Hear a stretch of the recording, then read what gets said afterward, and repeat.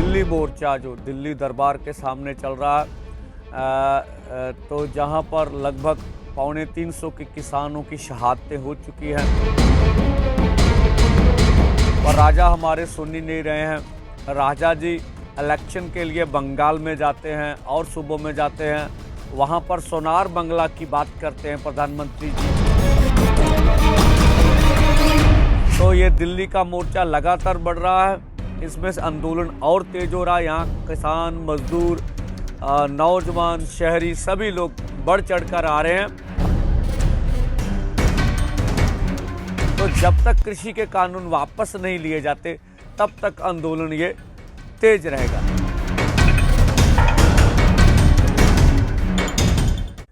मैं किसान मजदूर संघर्ष कमेटी का सूबा जनरल सेक्रेटरी सरवण सिंह पंदेर बोल रहा हूँ। दिल्ली मोर्चा जो दिल्ली दरबार के सामने चल रहा है, तो जहाँ पर लगभग 250 के किसानों की शहादतें हो चुकी हैं और दिल्ली दरबार के दर पर बैठे हैं दरबारी। वो मांग कर रहे हैं कि कृषि के कानून आप रद्द कर दीजिए और एमएसपी के ऊपर फसलों का दाम की गारंटी वाला कानून ले आइए, बिजली शोध बिल, और इसी के साथ पोल्यूशन का एक्ट जो आपने माना उसको रद्द कर दीजिए। पर राजा हमारे सुन ही नहीं रहे हैं। राजा जी इलेक्शन के लिए बंगाल में जाते हैं और सूबों में जाते हैं, वहाँ पर सोनार बंगला की बात करते हैं प्रधानमंत्री जी। पर सोनार भारत जो पहले 6 साल से उनकी सत्ता, सोनार भारत तो बना नहीं। अगर पहले सोनार हरियाणा बना देते, सोनार पश्चिमी अपना यूपी बना देते, तो फिर हम सोनार बंगले की भी बांग्ला की आस रखते थे, वो भी बन जाएगा। तो इलेक्शनों में किसान मजदूर की वोट लेने के लिए सभी केंद्रीय मंत्री जाते हैं, उनका अधिकार है। पर जो दिल्ली में बैठे हुए किसान मजदूर हैं, उनसे वार्ता करने का उनके पास समय नहीं है। तो ये दिल्ली का मोर्चा लगातार बढ़ रहा है, इसमें से आंदोलन और तेज हो रहा है। यहाँ किसान, मजदूर, नौजवान, शहरी सभी लोग बढ़ चढ़कर आ रहे हैं। और जो उनके सामने जो भी है, गर्मी आ रही है बहुत ज़्यादा, तो उन्होंने गर्मी में रहने का पूरा प्रबंध कर लिया। उनको पता बरसात में भी हमें रहना पड़ेगा। तो जब तक कृषि के कानून वापस नहीं लिए जाते तब तक आंदोलन ये तेज रहेगा। और जिस तरह से आंदोलन चल रहा है, एक ना एक दिन प्रधानमंत्री जी को कृषि कानून रद्द करने पड़ेंगे, इनके बगैर गुजारा नहीं होगा। क्योंकि इन्होंने पूरी तरह खेती जो हमारी बर्बाद कर देनी है, खेती मंडी को तबाह करके रख देना है। दूसरा, जो भी सरकारें हैं, चाहे केंद्र की सरकार हो चाहे राज्य सरकार हो, जिस तरह से हमने कारपोरेट घरानों की वस्तुओं का बाइकाट का न्योता दिया था कि जैसे जियो सिम और प्रोडक्टों का बाइकाट किया जाए, तो पंजाब सरकार का भी देख लीजिए। जो कहते हैं हम किसानों के पक्ष में हैं, तो कैप्टन अमरिंदर सिंह जी ने, जो पावरकॉम है, पंजाब का बिजली बोर्ड महकमा है, उनके सभी कर्मचारियों को कहा है कि आप जियो सिम लें।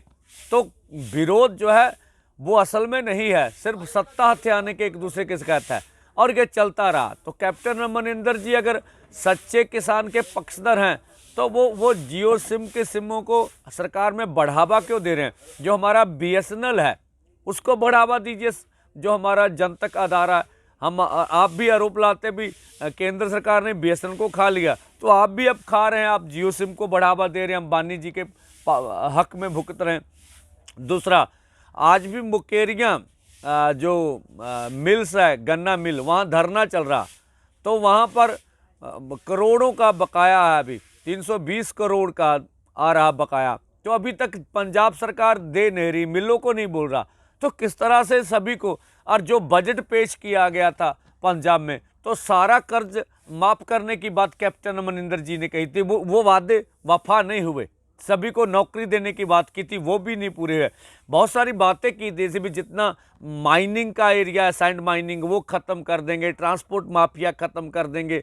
जो भी वादे किए थे जिससे सत्ता आई थी, बिल्कुल वो पूरे नहीं है। तो कोई भी सरकार किसान मजदूर के पक्ष में नहीं है, सभी सत्ता की जंग है, सत्ता के लिए लड़ते हैं। नीतियां जो है कारपोरेट घरानों की, जो उदारीकरण, संसारीकरण, निजीकरण, वो सभी उसके साथ हैं।